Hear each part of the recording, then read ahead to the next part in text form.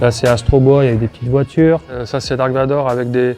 C'est que des prises, voilà, des prises de courant, des choses comme ça. Ça, c'est Moïse avec des balles de ping-pong. Le Jésus avec des super-héros dedans. Bon, je m'appelle Alben et mon truc à moi, c'est les sculptures. Voilà, je fais des sculptures à partir d'objets du quotidien, inclus dans la résine.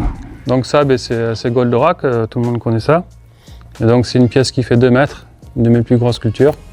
Et à l'intérieur? Et à l'intérieur, donc des jouets, des petites voitures, des personnages. À la fin, il sera transparent. Bien sûr, mais là c'est la phase finition. Là c'est un peu une partie des choses que je récolte pour mes sculptures, au gré des voyages et des brocantes, voilà, un peu partout dans le monde. Il y a des caisses entières de pistolets, de petites voitures, des Barbies encore, il y a un peu de tout quoi. Toutes ces pièces ont une histoire en fait. Ça par exemple j'ai acheté en Bolivie, ça voilà. J'ai acheté la Coupe du Monde. Mao, je l'ai acheté à Shenzhen en Chine quoi, c'était à l'entrée d'un restaurant. Ils avaient fait une espèce de mausolée pour Mao. Et donc je leur ai demandé s'ils pouvaient me le vendre, ils me l'ont vendu. Avec cette sculpture, j'ai fait un moule et j'ai fait ce Mao avec des cartouches. Un autre exemple, la Vénus de Milo, voilà, j'étais au Puce à Saint-Ouen. C'est un moulage qui a à peu près une centaine d'années et j'ai refait un moule à partir de ça.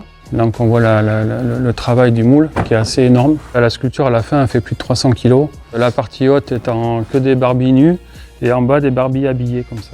Voilà, ça fait une trentaine d'années que je fais ça. Donc maintenant c'est un peu naturel mais c'est vrai que c'est assez complexe quand même. C'est un peu de la chimie quoi, entre les produits à utiliser. Moi j'ai étudié ça il y a plus de 30 ans en fait, les résines. J'ai travaillé dans le spatial pendant une quinzaine d'années. Je travaillais sur ça avant, voilà, c'était ça mes sculptures. Fusée Ariane 5.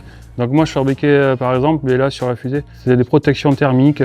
J'ai fait un lien entre mon travail à l'usine, on va dire, et ces matériaux, et mon travail dans mon atelier. Si j'avais pas fait l'usine, je serais pas là aujourd'hui, ça c'est sûr. Je faisais ça par passion de faire des œuvres quoi.